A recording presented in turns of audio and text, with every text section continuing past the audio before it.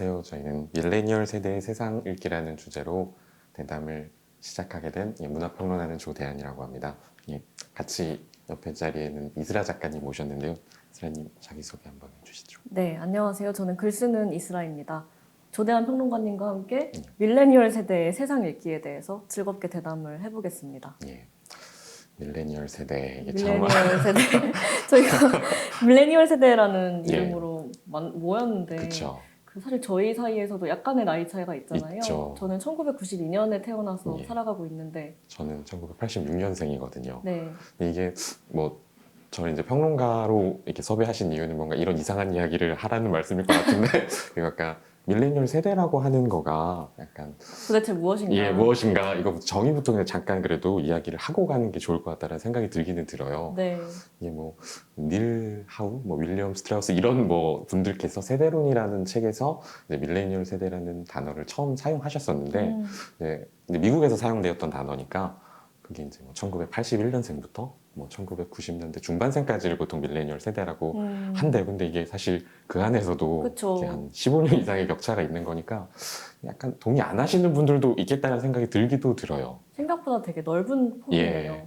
제가 느끼기에 밀레니얼 세대는 약간 초등학교 때쯤에 새천년을 맞이한 세대? 그 예. 정도로 실감하고 예. 있는데요. 예. 그렇게 많이들 정의하시는 것 같아요. 보통 그 60년대 전후에 태어난 베이비 붐 세대의 자녀들. 맞아요, 맞아요. 말씀하신 대로 그 약간 2000년을 전후해서 유년기와 또 성인 이런 걸 보낸 세대들을 밀레니얼 세대라고 하는 것 같더라고요. 예. 근데 항상 평론가님도 그러시겠지만 예. 세대론으로 묶일 때마다 그쵸. 좀 조심스러운 마음이 들어요. 그쵸. 왜냐하면 저희 둘 다 어떤 세대를 대표한다고 하기에는 그죠. 각자 너무 고유하고 예. 또 다른 밀레니얼 세대들과도 또 차이점이 있어서 그러니까요. 사실 그 뭐 막 문학 비평장에서도 막 10년 단위로 막 세대론을 구분하기도 하잖아요. 막 네. 90년대는 이랬다, 뭐 2000년대는 이랬다 하는데 사실 이게 그냥 규정하는 사람의 어떤 욕망이 담긴 것이지 실제로 그런가 하는 의문들은 있지만 그래도 저희는 좀 그래도 어쨌든 이 세대를 살아가는 젊은이로서 우리의 구체적인 경험들과 네. 그다음에 뭐 구체적인 텍스트들을 경유해서 그냥 이런 이야기들을 해볼 수는 있지 않을까 뭐 이런 생각은 들어요. 맞아요. 그럼에도 불구하고 해볼 수 있는 이야기를 예. 저희가 한번 나눠보면 좋겠습니다. 예, 한번 이야기를 시작해 보도록 하겠습니다. 저에게 밀레니얼 세대란 한편으로는 월세를 내는 세대이기도 하거든요. 그렇죠. 저와 제 친구들 또래들의 삶을 이렇게 돌아보았을 때 네. 저는 이제 올해 막 30대가 되었는데요. 20대의 삶이 어땠느냐 하고 돌아본다면 예. 열심히 돈을 벌어서 월세를 내며 살았던 기억이에요.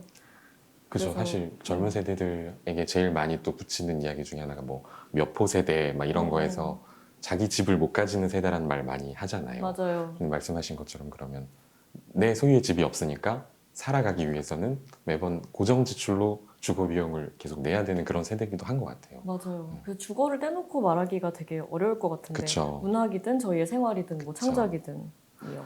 대현님은 어떻게 통과해 오셨나요? 저요? 저는 조금 그래도 저는 좀 상대적으로 복을 받았다고 저는 개인적으로 생각하는 게 어쨌든 저는 그래도 서울에 그 본가가 있기 때문에 거기서 이제 생활을 하기 때문에 고정 비용 이제 월세로 지출이 안 되고 지금은 이제 작업실을 따로 구해가지고 이제 생활을 하고 있기는 하거든요. 근데 저 같은 경우는 이제 그럴 수 있지만 사실 이제 뭐 가령 수도권 아닌 곳에서 상경에서 올라오신 분들 네. 같은 경우는 다르죠.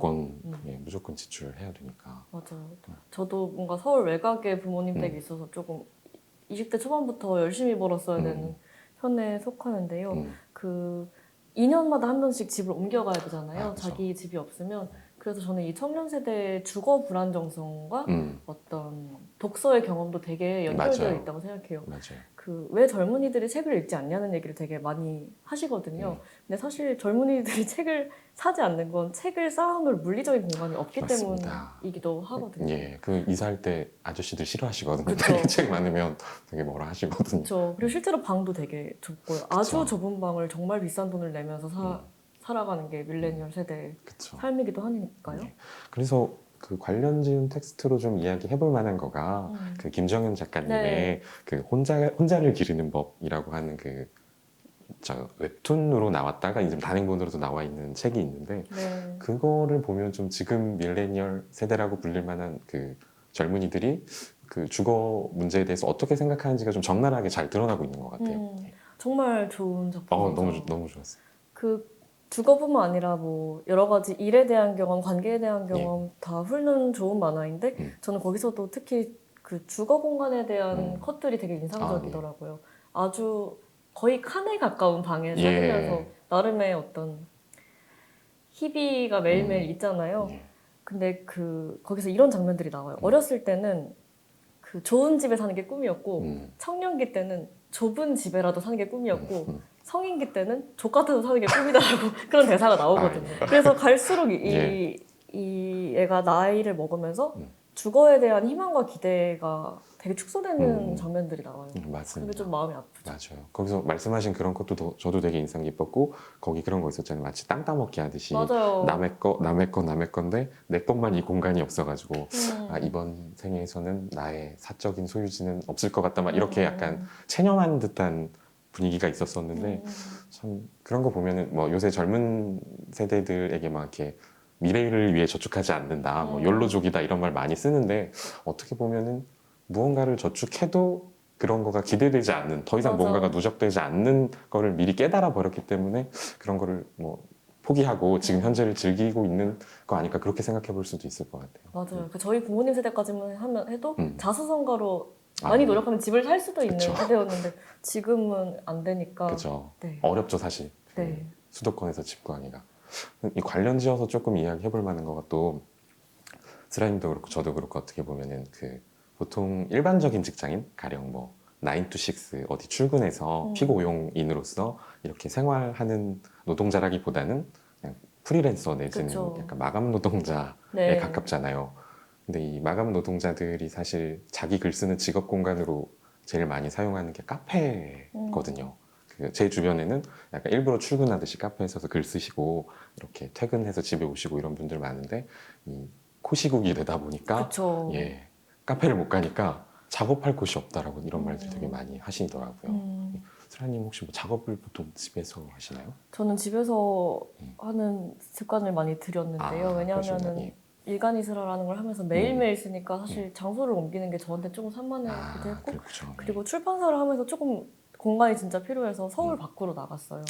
서울 안에서는 제가 원하는 만큼 충분히 넓은 공간을 얻기가 너무 어렵잖아요.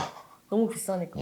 여기 이거 보시는 대만의 독자님들은 어떠실지 모르겠어요. 다들 거기에 청년분들은 잘 살고 계신지 잘 살고 계시길 바라는데 어쨌든 저는 약간 서울 바깥으로 나가서 조금 싼 곳에서 지내면서 집에서 조금 좋은 컨디션으로 일을 하는 습관을 들였고요. 저희 둘 다 완전 직장인 생활을 하지 않으니까 좀 프리랜서 특유의 좋음과 고충을 동시에 누리고 있는 것 같아요. 어떤 점이 힘드세요?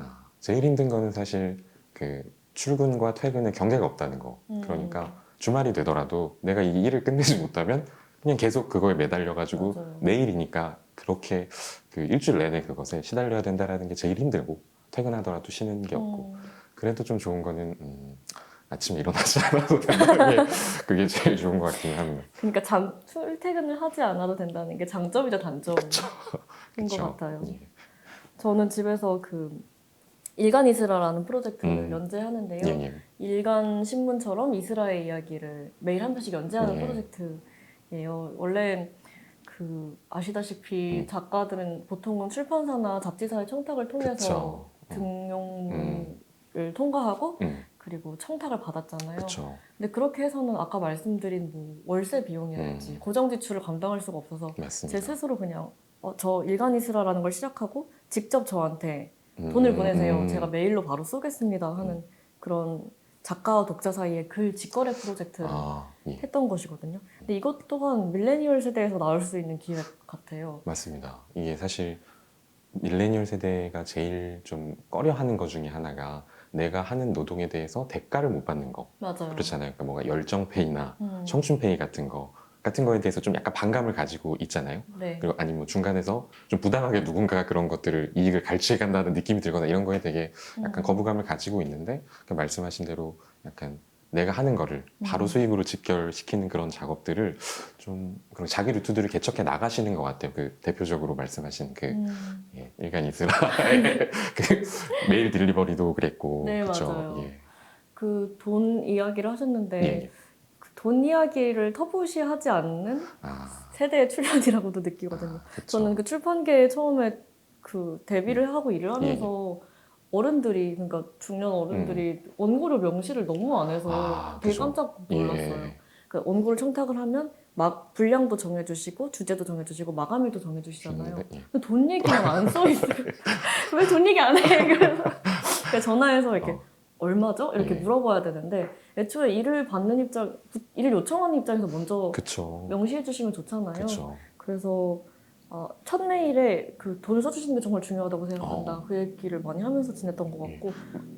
마침에 돈 이야기를 하면 뭔가 그런 게 아닌데 내 정당한 노동의 대가인데 약간 속물이 된 것 같은 느낌이 들고 특히나 약간 문학 예술 이쪽에서는 맞아요. 뭔가 약간 문학이나 예술이 약간 자본의 안티테제 같은 느낌이 있다 맞아요. 보니까 이런 걸 이야기하는 순간 조금 뭔가 나 속물적인가? 약간 그런 느낌이 들고 약간 묘한 뭐 이런 표현해도 되는지 모르겠습니다. 약간 선비주의 같은 게 있어가지고 돈을 언급하는 거에 대해서 약간 터부시되는 게 있었던 것 같아요. 그래도 근데 최근에는 좀 달라진 것 같아요. 조금 달라지고 예, 있는 것 최근에는 같아요. 좀 많이 달라진 것 같아요. 뭔가 저는 상인들의 딸이고 상인들의 거리에서 자란 어린이여서 그런 기질 예. 같은 게 문학계에서 일하실 때 좀 도움이 됐던 것 같고요. 아, 예, 예. 이런 프로젝트 나오는 게 그 미디어 매체 활용이랑 자연스럽게 연결이 그쵸, 되는 그쵸, 것 그쵸, 같아요. 그쵸. 그러니까 밀레니얼 세대의 뭐 주거 불안정성, 돈에 대한 감각, 시간에 대한 감각뿐 아니라 모두가 그 미디어 에센스를 자기 손에 딱 맞습니다. 쥔 거랑 관련이 예, 있는 것 같아요. 맞아요. 그 자기를 표현할 수 있는 새로운 매체 발견이기도 하고 아니면 뭐 탄생이기도 하고 찾아 나가는 거기도 하고 그래서 아까 이스라님께서 뭐 겸손하게 뭐 밀레니얼을 대표하지 않는다 이렇게 말씀해 주셨지만 제가 생각하기엔 되게 그 밀레니얼의 어떤 특히나 이제 문학이나 글쓰기 그 장에서는 되게 상징적으로 대표하고 계시다고 생각을 하는 게 그 일간 이스라라고 하는 프로젝트가 사실 지금 젊은 세대 분들이 하고 계시는 그 메일링 서비스라던가 네. 뭐 문부영 작가님은 뭐 일기 딜리버리라던가 이런 새로운 시도들에 어떻게 보면 되게 시초 같은 느낌이 들어가지고 어쩌다가 얻어 걸렸어요. 뭐를 이렇게 최초로 하는 것이 예. 익숙하지 않은데 예. 그 이후로 출판계의 문익점이라고 너무 놀림받아서 문익점님 감사 영광입니다. 그 모카씨를 네, 문과씨를 들여오셨군요. 왜냐면 그 전에 작가들이 예, 예. 이제 원고를 이외에 수입이 잘 없었는데 그죠, 그죠. 직접 직거래를 터버리면서 부수입이 생겨서 그쵸. 고맙다는 말을 되게 많이 들었어요. 또래 정말요. 작가들한테. 예. 사실 기존까지는 아까 잘 말씀해 주신 대로 뭐 거대 출판사나 아니면 중간 어떤 매개가 있어야 그렇게 내 거 글을 발표할 수 있고 그러면 어쩔 수 없이 그 중간에서 일하시는 분들도 뭐 인건비라던가 여러 가지가 있으니까 내 몫이 많이 사라질 수밖에 없는데 말씀하신 대로 작가와 독자가 직접적으로 만나는 그런 루트를 되게 하나를 또 이렇게 개발해 주신 것 같아가지고 예, 아마 많은 분들이 고마워하고 계시지 않을까. 그걸 수입 창출에선 고마워할 수 있을 것 같은데 제가 메일 자체를 개발한 건 아니니까. 그런 거죠. 그런데 어떤 점에서는 그 꼭 수익 창출 부분이 아니라 그 등단, 데뷔, 등용문 이 그쵸. 부분에서도 좀 새로워진 게 있는 것 같아요. 예. 그러니까 이제는 내가 언제 작가가 되는지를 자기가 조금 정하는 원래는 이제 출판사나 신문사가 그쵸. 정하는 거였다면 맞습니다. 근데 그럼에도 불구하고 여전히 그런 등용문의 권위가 있지 않나요? 아무래도 이제 뭐 말씀하신 대로 어떤 등단 제도라고 하는 게 공과 과가 있는 것 같아요. 이게 약간 어쩔 수 없이 이게 문학이라고 하는 것, 예술이라고 하는 게 좀 자본주의 시장에선 좀 약간 도태될 수도 있잖아요. 어떻게 보면 잘 안 팔리면. 네. 근데 그런 것들을 좀 어쨌든 약간 지키는 섬 같은 느낌이 들기도 하고 근데 동시에 그러니까 그 등단 제도를 안 거치면 뭔가를 발표할 수 없는 어떤 억압이나 약간 그런 강제 이런 걸로 작동하기도 했는데 근데 말씀하신 대로 그 이제 등단 제도를 굳이 안 거쳐도 그 뭐 글을 발표할 수 있는 루트가 되게 다양해졌잖아요. 네. 예, 그 굳이 아니더라 아까 말씀하신 것처럼 네. 뭐 최근에 뭐 제가 해설을 썼던 분이기도 한데 이기리 시인이라는 분이 네네. 있어요. 이번에 그 김수영 문학상이라고 하는 이제 문학 젊은 시인분들께서는 되게 좀 약간 이렇게 선호하시는 그런 문학상을 받으신 분인데 그분이 김수영 문학상 역사에서 이번에 최초로 비등단 시인이신데 상을 수상하셨어요. 그러니까 이 여기 안에서 분위기도 조금씩 그렇게 약간 자유롭게 완전히는 아니지만 조금씩은 바뀌고 있는 것 같다는 생각이 들기는 듭니다. 그리고 좀 굵직한 문예지들 있잖아요. 아, 예, 예. 대형 출판사에서 내는 뭐 개헌문학동네랄지 뭐 리터랄지 예, 예, 예. 창비랄지 그런 예, 예. 곳에서도 원래는 주로 등단한 작가들 그리고 등단한 평론가들의 음. 이야기를 주로 실었던 것 같은데 음. 그 최근 몇 년 동안은 저도 이제 음. 청탁을 받거든요. 그 말은 꼭 그렇게 국한되지 않는다는 그쵸. 것이겠죠. 그렇죠. 그래서 문단 안에서도 변화가 있었고 언젠가는 이제 문단이라는 말 자체가 좀 무색해지기를 바라고. 맞습니다. 사실 문단이라는 것 자체가 약간 좀 위계적인 표현이잖아요. 어디 음. 등단이 어디 올라가야 된다라고 그쵸, 하는 그쵸. 거니까 올라가지 못한 사람들은 발언권 자체가 없는 거니까 그래서 음. 굳이 거기 올라가지 않더라도 각자 자기 계진으로 발언할 수 있는 게 많아지고 있는 것 같아요. 많아졌으면 좋겠고 더욱더. 네. 예. 근데 전 이런 생각도 들어요. 한편 이 문학이며 뭐 문단이라는 이 판 자체가 전체 파이로 보면 정말 작은. 정말 예. 그들만의 리그. 그래서 거의 운이나 좋아하는. 근데 왜냐하면 예. 막 거의 모두가 유튜브 하고 있고 아, 그쵸. 사실 그 문학이 아웃 오브 안중일 경우도 되게 많잖아요. 그렇죠. 볼거리가 너무너무 많고 텍스트보다 그 영상에 현혹되는 시간이 훨씬 그쵸. 길고 예. 게다가 모두가 어떤 컨텐츠를 창작하고 뭔가 뿌띠 연예인이 되고 그런 걸로 되게 볼거리가 너무 넘쳐나서 그쵸. 정신이 없는 시대이기도 하잖아요. 그죠. 매체가 또 워낙 그러다 보니까 말씀하신 대로 뭐 뿌띠 연예인, 셀러브리티들이 이렇게 탄생하는 시기기도 아니에요. 여기는 아니시라고 하지만 뭐. 근데 그게 또 어떻게 보면은 개인들이 그렇게 원해서 그런 매체가 탄생한 걸 수도 있지만 그런 매체가 있어가지고 또 오히려 그런 것들이 이렇게 그런 개인을 발화할 수 있는 것들이 계속 작동하는 것 같기도 해요. 그럼 뭐 플랫폼 이름을 직접적으로 언급해도 되는지는 잘 모르겠습니다. 뭐 가령 유튜브 같은 매체들 같은 걸 보면은 그런 개인들의 자기 판매로 이게 수익을 얻는 구조잖아요. 계속 그렇게 돌아가잖아요. 예. 그런 거 보면은 참. 한편 SNS를 쓰지 않는 작가는 어디에도 없는 것처럼 느껴질 때도 있는 것 같아요. 맞습니다. 근데 그런 작가들을 문학판이 약간 수호했으면 좋겠다는 바람이 있습니다. 그런 말씀들도 많이 하세요. 약간 자기 PR과 이렇게 외부로 이렇게 유명해지지 않은 작가는 그냥 글을 쓰더라도 사람들이 잘 알아봐주지 않는다. 막 이런 또 약간 역비판도 있기는 한데 말씀대로 좀 병행되면 좋기는 하겠네요. 예. 저희 어렸을 때는 이렇게까지 막 SNS가 모두에게 있고 그러지 않잖아요. 그때 뭐 싸이월드 버디버디 같은 게 다 모임 대만 분들 이렇게 말씀을 드려도 되는지는 모르겠는데 네. 한국에는 그런 어떤 게 있었었는데 네. 예.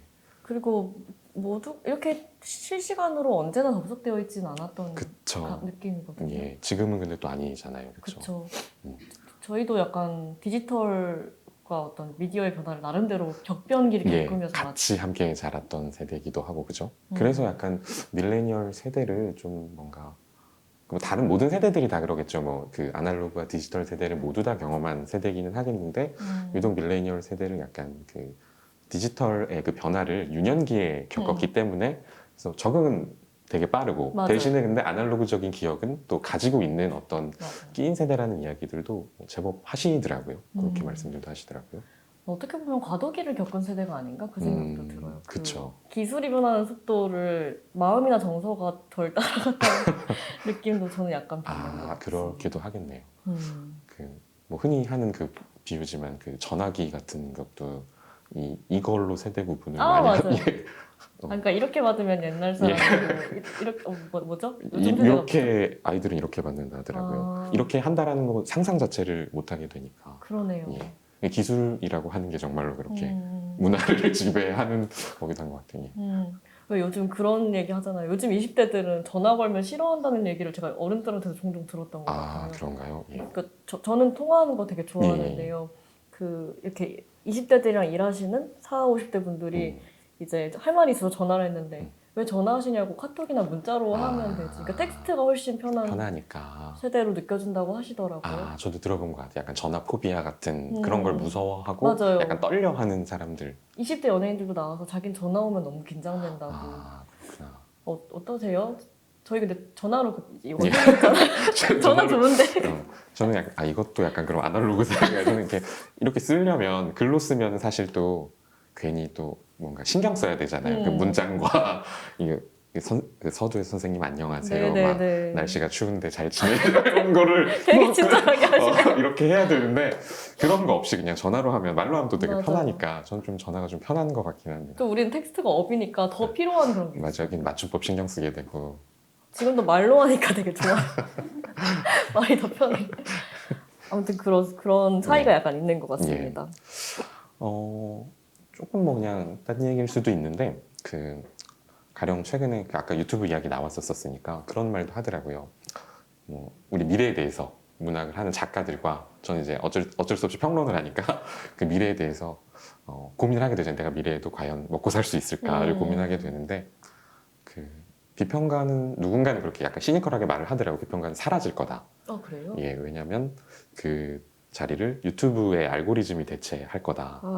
왜냐면 내가 모르는 나의 취향까지 그렇게 기술적으로 이렇게 다 알려주잖아요. 그래서 저는 보면 신기하더라고요. 늘 이게 어떤 알고리즘으로 내가 여길 들어왔는데 보다 보면 또 너무 재밌어가지고 그러니까 내가 모르는 나의 취향까지 이렇게 누적시켜서 탄생해서 만들어주니까 그러면 과연 책을 소개하고 이렇게 뭔가 작품을 소개하는 평론가가 미래에도 과연 활동할 수 있을까 뭐 이런 생각을 들긴 하는데 슬아님은 어떠세요? 그 작가의 미래. 근데 우선 평론가가 그 유튜브의 소개 속도를 절대 따라갈 수 없을 그쵸. 것 같아요. 근데 어떤 질로 승부 봐야 되지 않을까요? 그렇죠. 양으로도 승부 안 되시잖아요. 절대 안 되죠.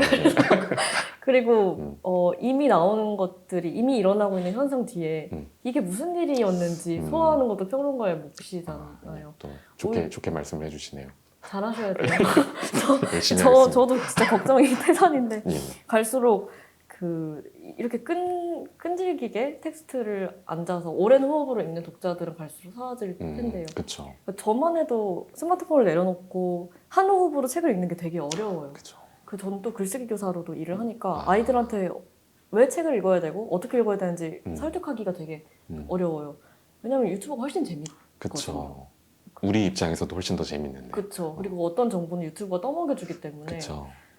그런 고민들이 약간 되게 비관적으로 말하게 되네요. 아니, 꼭 그런 건 아닌데, 꼭 그런 건 아닌데. 그래서 약간 이런 어떤 시기 변화? 시기 변화에 따라 당연히 매체도 변화하고 이런 건데 아까 말씀하신 대로 뭐 어떻게 보면 밀레니얼 세대는 그런 것들을 뭐 양쪽에서 다 경험하고 있는 이 세대를 관통하는 뭐 나이 중에 하나라고 한다면 그런 것들이 담겨있는 어떤 문학 작품들에 대해서도 이야기를 해봐도 좋을 것 같아요. 또 대만 독자분들께서 궁금하실 것 같아요. 한국에서는 그 밀레니얼 세대 아니면 그런 세대 이런 차이를 다루는 작품들이 뭐가 있을까? 이런 거 궁금하실 것 같아요. 혹시 뭐 재밌게 보신 작품들 있을까요? 제가 첫 번째로 떠오르는 것은 장유진 소설가의 일의 기쁨과 슬픔이에요. 그렇죠. 되게 재밌는 단편들이 모여 있는데 예. 밀레니얼 세대의 회사 생활에 대한 되게 재밌는 그쵸. 단편들이기도 있죠. 하고 주거 생활에 대한 단편들이기도 하고 예. 어떻게 읽으셨나요? 저는 뭐 당연히 너무 좋아하고 사랑하는 작가님이시고 그 말씀하신 대로 저도 그 일의 기쁨과 슬픔 같은 경우는 그 젊은 세대가 노동하고 생활하는 그런 어떤 사회 관계 이런 것들이 담겨 있다면 저희 이야기했던 그 세대 차이나 뭐 세대에 관련해서는 그 같은 책에 있는 도움의 손길이라는 작품이 있잖아요. 네. 거기 이제 젊은 여성 발화자가 주인공인데 이제 아무래도 직장 일을 하고 또 어쩔 수 없이 또 뭔가 가사나 이런 것들을 또 전담하게 되는 이상한 또 이런 한국의 가부장적 문화가 있다 보니까 너무 힘들고 힘에 겨우니까 이제 그 가사 도우미 아주머니를 고용하게 되잖아요. 네, 도움의 손길이 그것을 그쵸, 도움의 손길 이런 건데 그게 약간 조금 묘한 게 그쵸. 당연히 노동이잖아요. 그 가사 노동이고 정당한 내가 페이를 주고 가사 노동에 대한 대가를 지불하고 이런 계약 관계인데 약간 그런 마음이 있잖아요. 어르신이 와서 내 방과 내 그 거주지를 이렇게 쓸고 닦는 모습을 보면서 약간 불편한 거예요. 좀 송구스럽기도 하고. 송구스럽기도 하고. 뭐 근데 또 동시에 뭔가 참견하는 느낌? 내 사적 공간을 약간 오지랖처럼 느껴지는. 예, 맞습니다. 근데 그게 되게 애매한 것 같아요. 그 오지랖 겸 따뜻한 정 사이에서 좋은 건지 나쁜 건지. 맞아요. 근데 이제 그거 안 하고 싶다는 거잖아요. 이 세대들은 딱 선 긋고 돈을 이만큼 좋습니다. 제가 요청하지 않은 거면 하지 마세요라고 하고 싶은 거잖아요. 사실 이전 어떻게 보면 이전 세대 혹은 뭐 어떻게 보면 한국의 정 같은 걸까요? 그러니까 조금 더 노동에 비해서 회의에 비해서 조금 더 이렇게 더 챙겨주고 하지만 조금 더 이제 인간적인 관계를 맺고 그래도 같은 공간에서 뭔가 생활하는 사람들이니까 그래서 뭔가 안부도 묻고 근데 이제 그게 좀 불편하게 다가오는 거죠. 뭐 자녀 계획은 어때? 뭐 이렇게 나중에 이렇게 하면 애 못 키워 막 이런 식으로 뭔가 이렇게 침범에 들어올 때 그게 약간 윗세대의 약간 무례함 내지는 뭐 꼰대스러움 이렇게도 느껴지기도 하는 것 같아요. 근데 그런 질문들이 실제로 무례하기도 하잖아요. 예. 뭐 자녀 계획은 어떻게 그쵸. 되느냐, 뭐 이렇게 하면 뭐 나중에 애 못 키운다. 예. 그러니까 저는 어떤 점에서 세상이 약간 좋아지고 있다고 생각하냐면 예. 무례한 질문들의 목록이 좀 더 다듬어지고 있다는 점. 그 그런 말씀 점. 되게 좋네요. 세상이 나아진다는 건 무례한 질문. 질문들의 목록이 다듬어진다라고 네. 하는 그만큼 타인에 대한 어떤 배려라던가 음. 타인에 대한 감각들이 조금씩 넓어지는 거기도 하니까요. 그렇죠? 맞아요. 근데 또, 또 먼저. 예. 먼저 하세요. 근데 사실 이렇게 도움의 손길처럼 이렇게 약간 세대 사이의 어떤 격차나 아니 묘한 갈등이 드러나는 작품도 있지만 또 한편으로는 그 윗세대에 대해서 약간 어떤 애증 내지는 또 애정 같은 것들이 좀 들어가 있는 작품들도 사실 있잖아요. 네네. 특히나 그게 제가 보기에는 최근에 이제 한국 소설들에서는 그 엄마 세대에 대해서 그것들이 좀 있는 것 같아요. 그러니까 어떻게 보면 그 가부장제, 뭐 중년 남성 이런 거에 대해서는 이제는 언급 자체가 잘 많이 안 되고 근데 이제 윗세대의 엄마 내지는 뭐 이모 세대에 가지고 있는 그 묘한 어떤 그 사랑과 연대와 근데 또 묘한 단절과 막 이런 것들이 얽혀 있는 작품들이 좀 많은 것 같더라고요. 엄마 세대 또 더 거슬러서 할머니 세대까지 그쵸, 할머니 이야기하는 세대까지. 그런 작품 중에 대표적인 것이 우리가 너무 사랑하는 시선으로부터 정세라는 정세라 소설. 작가님, 네. 예. 너무 좋은 작품. 너무 좋은 작품이죠. 그죠. 말씀하셨듯이 그러니까 시선으로부터 안에 있는 남자들은 좀 조신한 남자들이 그 약간 개? 막 이렇게 싱싱대는 그 개? 야이입니다. 개 아니고요. 그런 게 나오고 근데 물론 거기서도 정말 뿌리 깊은 가부장제를 막 정면으로 통과해온 그걸 살아낸 여자들이 나오는데 남자한테 발언권을 별로 안 준다는 느낌을 그쵸.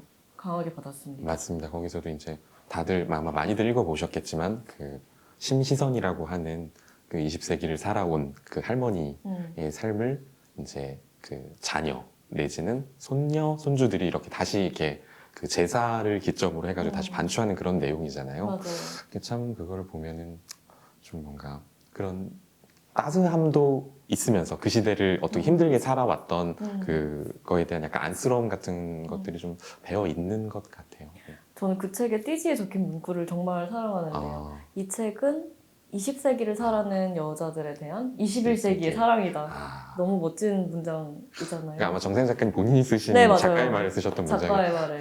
굳이 뭐 그러니까 우리가 윗세대들이랑 되게 어떤 점에서 어긋나고 삐걱이기도 하지만 어떤 소중한 유산을 또 받을 수도 있는지에 맞습니다. 대한 소설 같습니다. 맞습니다. 그런 표현 많이 쓰더라고요. 그래서 그 심시선을 보면서 그러니까 단순히 그 윗세대가 뭐 가부장제에 물들었고 뭐 그때를 살았던 사람 그래서 막 없애야 될 어떤 윗세대가 아니라 물려받았던 우리가 유산이 있다. 그래서 그 심시선을 그 대체하는 단어가 뭐 20세기에서 우리가 물려받았던 어떤 여성의 빛, 뭐 이런 표현들을 하시더라고요. 이게 또 되게 적합한 표현인 것 같다는 생각도 들고요. 예. 뭔가 시대를 거슬러 올라가는 얘기를 하다 보니까 예. 그 태어날 수 있는 시대를 선택할 수 있다면 어떨까? 그런 질문이 떠올랐어요. 예. 이를테면 저는 92년에 태어났지만 만약에 태어날 수 있는 시기를 선택할 수 있다면 1967년에 태어나고 싶어요. 67년이요? 네, 저희 엄마가 태어난 연도거든요. 또 그 복희 씨 너무 유명하시네요, 복희 씨. 저희 복희라는 이름을 가진 저희 엄마가 있는데 제가 이 복희라는 사람에 대해서 되게 많은 글을 썼어요. 또 어느 책 하나는 그냥 복희한테 헌정하는 만화를 통째로 그리기도 했는데 나는 울 때마다 엄마 얼굴이 된다라는 만화 에세이였어요. 그럼 복희라는 사람이 세대를 어떻게 통과해왔는지에 대한 이야기인데 어렵고 뭐 가난하고 그런 시기가 있었지만 제 생각에는 그 아날로그 시절을 정말 풍성히 누리고 훨씬 그 안정적인 정서가 자리 잡았을 때 디지털을 맞이해서 별로 휘둘리지 않는다는 느낌이 들어요. 그 되게 실체가 무엇인지 인생에서 손에 쥘 수 있는 중요한 문제들이 무엇인지 저와 달리 헷갈리지 않고 그리고 풍부한 낭만을 경험했죠. 대중가요의 엄청난 호황기. 그렇죠. 그리고 환경적으로도 저보다 훨씬 좋았던 시절을 통과했죠. 그죠. 그런 점에서 네, 그 세대로 살아보고 싶다는 생각이 듭니다. 말씀을 들으니까 저도 그 세대가 되게 복 받은 세대라고 물론 또 각 세대마다 힘들었던 게 맞아요. 있으셨을 테지만 대한님은 어떠신가요? 저요? 저는 좀 욕심이 많아서인지 모르겠는데 저한테 그런 질문을 해주신다면 저는 가급적이면 제가 살아보지 못한 미래 세대를 저는 살고 싶어요. 이게 뭐 말씀하신 대로 좀 뭐 환경 문제나 기후 문제로 인해서 어떤 디스토피아가 그려질 거라고 전망이 된다 하더라도 저는 그런 믿음은 있거든요. 뭐 인류사가 뭐 진보한다라는 거는 아닌데 아까 말씀하신 것처럼 그 뭔가 타인에 대한 감각들이 그래도 뒤로 갈수록 저는 조금씩 넓어진다라고 생각을 해요. 가령 저희가 과거에 노예나 흑인이나 가령 정말 최근까지도 여성까지도 어떻게 보면 온전한 한 명의 인간으로 이렇게 감각되지 못했던 시절들이 있었잖아요. 근데 지금은 좀 달라졌잖아요. 완벽히는 아니더라도. 네. 그래서 그때의 인간종과 전 지금의 인간종이 좀 다른 인류가 아닐까라는 생각도 있어서 그러면 과연 제가 뭐 2100년쯤이면은 조금 더 타인에 대한 더 나아가서 뭐 가령 동물에 대한 뭐 지금은 저희가 당연하게도 뭐 동물을 식량으로 삼고 있지만 어떻게 보면 그때 인류는 동물을 식량으로 삼는 거를 되게 야만적으로 생각하는 것을 감각하는 인류가 되지 않을까 뭐 그런 생각들이 있어서 저는 가급적이면 최대한 미래를 예, 살아보고 싶습니다.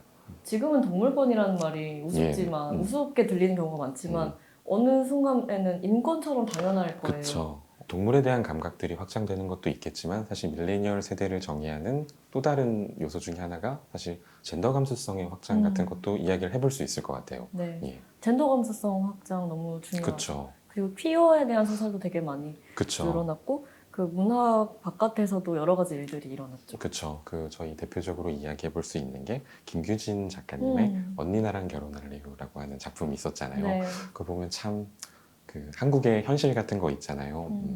지금 내가 사랑하는 사람과 살고 싶어도 법적으로 전혀 보호받을 수 없고 할 수 있는 방법은 뭐 후견인이 된다던가 아니면 뭐 입양을 한다던가 뭐 이런 방식밖에 없잖아요. 그러니까 내가 이 사람과 사랑하고 같이 살아가는데 동성이라는 이유 하나만으로 그 수술할 때의 그 법적인 보호자가 될 수 없고 가령 또 뭐 신혼자금 전세 대출을 받을 수가 없고 뭐 이런 이야기들이 되게 현실적으로 잘 나와 있었던 되게 그 작품이었던 것 같아요. 네, 언니 나랑 결혼할래요. 제가 정말 사랑하는 작품인데요. 지금 그러니까 남녀의 결혼이라고 칭해지는 되게 우스운 말인 정상 가족의 결혼만 인정을 하는 거죠. 한국은 아직 동성 결혼 법제화가 통과되지 않았으니까요. 그쵸. 사실 갈 길이 너무 멀기도 멀죠. 합니다. 예. 대만에 비해서도 그쵸. 느리죠. 그렇죠. 대만은 저희가 알기로는 그 2019년에 아시아 최초로 동성 결혼 법제화가 통과된 걸로 알고 있어요. 네네. 근데 우리나라는 뭐 이건 뭐 누가 옳고 그르다가 아니라 누가 더 잘났다가 아니라 우리나라는 근데 아직 그 차별금지법조차도 맞아요. 국회를 통과하지 못한 상황이어가지고 뭐 이런 거는 또 서로 긍정적인 영향을 받으면서 부족한 부분은 채워가고 네. 또 이렇게 바뀌어 나갈 수 있으면 좋겠습니다. 네, 맞습니다. 예. 네, 오늘 저희가 나눈 이야기들이 대만에 계신 독자님들께도 과연 공감되는 이야기일지 궁금합니다. 한국관에 방문하시면 저희가 오늘 이야기하면서 나눴던 언급했던 책들을 직접 만나보실 수 있습니다. 약 160여 권의 한국 책들이 전시되어 있으니까 많은 방문 부탁드립니다. 마지막으로 저희 대담을 보시는 분들께 질문을 건네고 마치겠습니다. 당신이 태어나는 시기를 정할 수 있다면 어느 세대를 선택하고 싶으신가요?